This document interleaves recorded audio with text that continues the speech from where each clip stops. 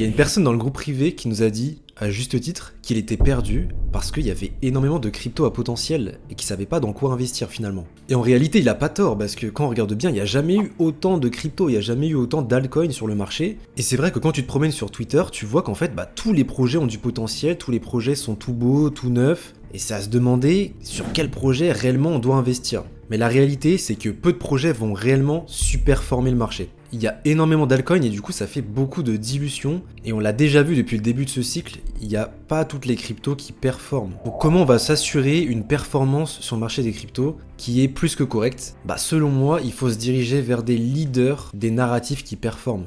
Quand on regarde depuis le début de ce cycle, on voit quoi? On voit que la majorité des performances dans le top 100 viennent des tokens d'intelligence artificielle, viennent des tokens de la BTCFi. On a bien sûr Solana, on a Ton, et on a des mêmes coins. Donc nous, ce qu'on veut, c'est aller chercher des cryptos leaders, des narratifs qui perfent le plus, comme l'IA, comme le RWA, comme la BTCFi, et les mêmes coins, mais c'est un peu plus risqué bien évidemment. Donc quand on se rend sur CoinGecko, on voit quoi? Bon, je vous les présente pas, les leaders de la catégorie IA, je pense que au bout d'un moment vous les connaissez. On a Tao, on a Fetch, on a Akash, on a Agix, on a Ocean Protocol. Et donc en fait, le but, ça va être quoi? Ça va être de s'assurer de la performance avec des cryptos qui ont montré de la force pour s'assurer qu'en fait, la majeure partie de notre portefeuille va performer. Et ce qu'il faut prendre en compte aussi, c'est la taille de ton portefeuille, la taille de ton capital. Si tu n'as que 1000 € à investir, diluer ton portefeuille sur 15 cryptos, je pense pas que ce soit la bonne solution. Donc il faut qu'il y ait une partie de ton portefeuille qui perf, qui soit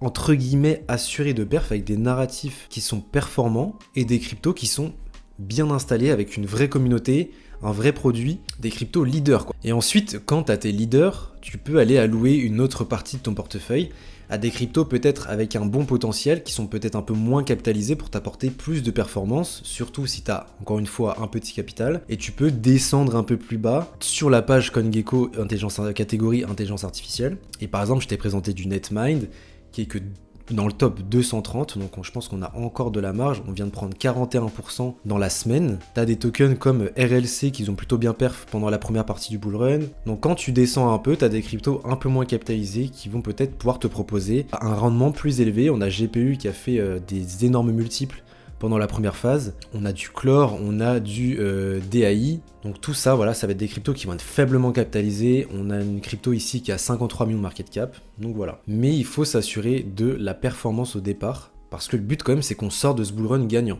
Et quand tu regardes bien, à chaque fois qu'on a une hausse du BTC, les cryptos qui perfent à chaque fois directement, ça va être l'intelligence artificielle. Quand tu regardes le rebond de BTC, on voit que RNDR est déjà presque revenu pas très loin de son ATH. Donc ça veut dire que sur la plupart des altcoins, on a encore des prix très intéressants et pourtant RNDR est déjà revenu pas très loin de son ATH qui est à plus de 13 $, on est déjà à 10 $. Ou tu as un cash network pareil, qui est revenu pas très loin de son ATH. Donc ça, c'est des cryptos qui performent vraiment et qui continueront de performer par la suite. Quand tu regardes les autres altcoins, on est encore dans des prix très intéressants. Elles sont encore plutôt loin de leur ATH. Si tu regardes Avax par exemple, ou Flux, tu vois bien qu'il y a encore de la marge. Donc ça veut dire quoi? Ça veut dire que là, les cryptos que je t'ai présentés juste avant, comme Akash Network, sont clairement des cryptos qui superforment le marché et qui continueront de superformer. D'ailleurs, dans quelques jours, on a les résultats de Nvidia en bourse.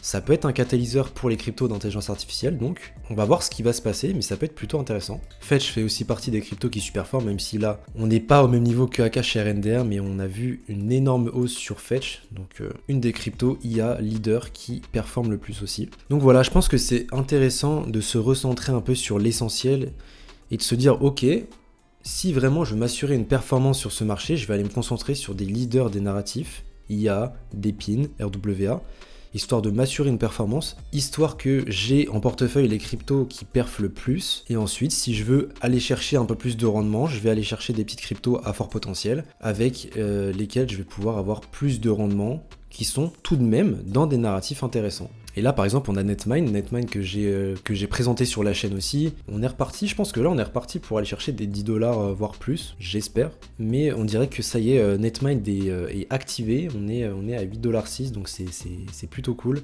J'ai acheté du CKB aussi dernièrement. Ce qui est intéressant avec CKB, c'est qu'on a breakout la trend de baissière ici et on a retest. On a rebondi avec succès. Et donc j'espère qu'on va pouvoir lâcher les chiens et enfin, et enfin aller chercher une hausse. Ça pourrait être intéressant. Voilà les amis. Bon, j'espère que ça vous aura aidé cette petite vidéo quand même. On peut facilement être perdu hein, sur ce marché, il y a tellement de crypto. Mais je pense que quand on est perdu, c'est dans ces moments-là où il faut se recentrer, il faut se dire ok, il y a beaucoup trop de crypto. Qu'est-ce qui marche le mieux finalement? Bah, c'est les cryptos, des narratifs, IA, des pins, gaming, enfin ça peut être gaming aussi, RWA, mais voilà, quand on regarde c'est plus l'IA, des pins RWA, même coin. Et en fait il faut aller sur ce qui marche le plus et il faut aller chercher aussi une part de sécurité, encore une fois, avec des guillemets, parce qu'on reste dans de l'altcoin, chercher une part de sécurité avec des cryptos qui sont là, qui perfent, et qui sont déjà bien instaurés en tant que leader et que voilà, aller chercher du Fetch, du Tao, du Océane, du RNDR, du Akash. Et une fois que tu as une bonne base, et bah tu peux aller faire joujou avec des cryptos un peu plus risqués, là du GHX, du NMT, qui visiblement n'a pas décidé de s'arrêter. Et voilà, tout simplement, on va essayer de faire monter le portefeuille comme ça.